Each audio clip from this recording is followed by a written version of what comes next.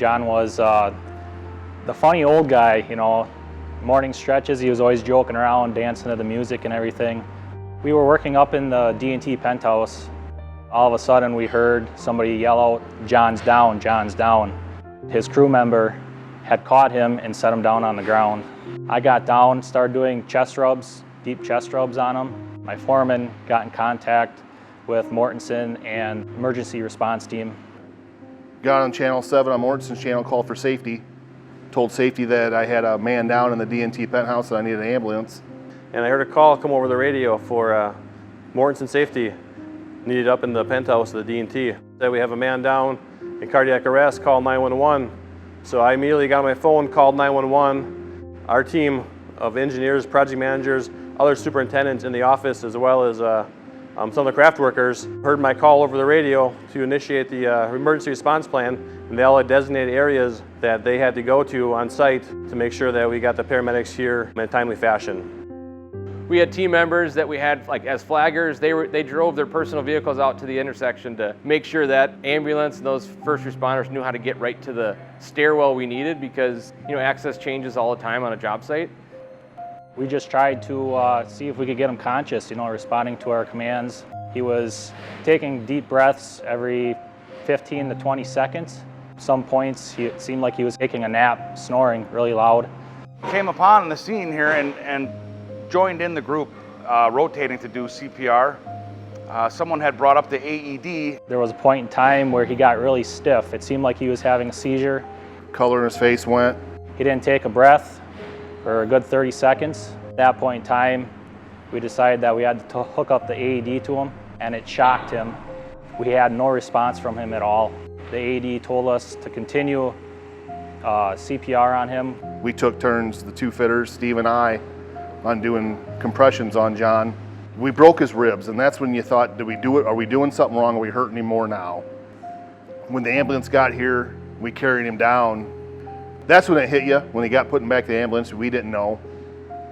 I would have thought he had passed.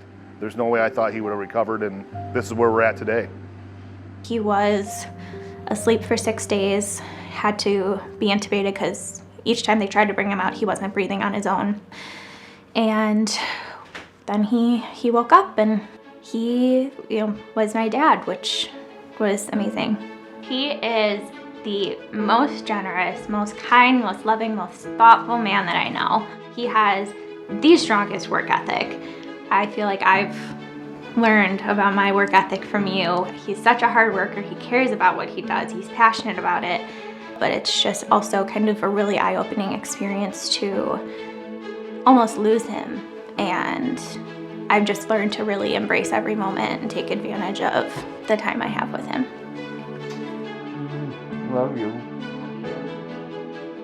The biggest thing that led to his cardiac arrest was his diet. My supper was all fast food. I didn't have a doctor, and plus I smoked like a fiend.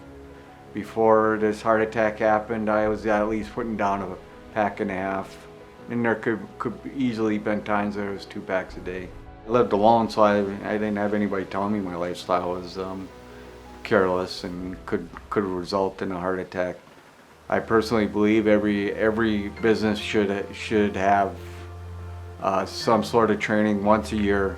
Saved my life. If that didn't happen, I won't be here today.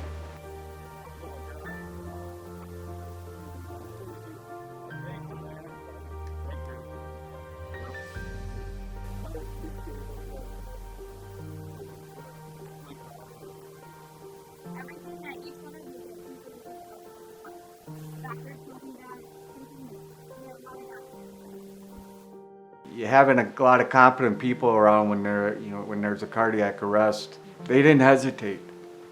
And if they would have hesitated, it could have been my life.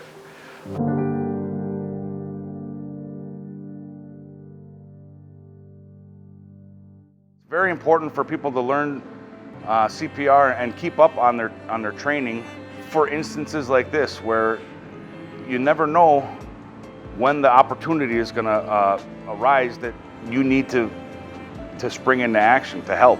So our initiative was to work with Hard Hats for Heart to make it a knowledge-based and some training-based across the organization and deploy the AEDs on every one of our construction sites. So that became a mandatory component of anyone working at Advocate Aurora Health. Currently we have 10 stairwells and we have 10 defibrillators on site right now. It's so important for AEDs to be on site and easily locatable, as well as having members of your team trained in life-saving skills like CPR. And as you heard in the story here, it was paramount for our team to have those AEDs to save John's life. I get emotional just thinking about it. We saved someone's life. He's here to tell his story. He's got a second chance in life. And that defibrillator saved his life. Those 15, 20 craft workers that were working up there saved his life.